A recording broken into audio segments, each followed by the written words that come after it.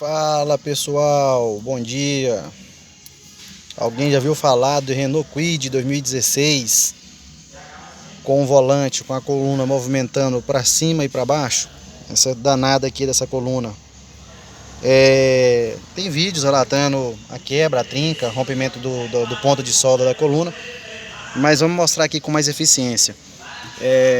Na verdade acontece o seguinte: esse parafuso ele rompe a solda do lado, desses dois lados, ó. Essa chapa ela é meio fina, né? É um material que não suportou essa coluna por essa elétrica, né?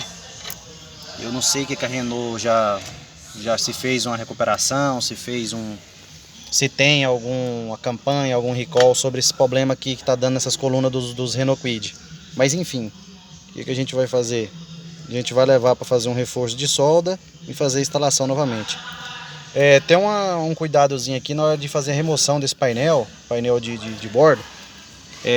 Como o som dele, os alto-falantes, vai na dianteira aqui mesmo, em cima do painel. Na hora da remoção do painel, tomar cuidado com esses conectores, porque ele fica preso lá. Então a gente acaba que não vê na hora de remover o painel. Vai um do lado direito e outro do lado esquerdo. Aí retira as bolsas da condução, bolsa de passageiro e o console central. Aqui tem uns parafusinhos que vai bem aqui, ó. Aqui por baixo aqui. Não tem mais segredo não, é coisa simples mesmo, é coisa do dia a dia aí da gente que é técnico, da gente que elabora esse trabalho. Então não tem mais nada de específico não. Mas enfim, a Renault tá com esse problema nesses Kwid. Não sei se tem campanha, se tem recall, só sei que a gente tá fazendo esse serviço, tira, reforça essa solda e fica 100%. Certinho, pessoal, até mais, valeu, estamos sempre aqui no canal.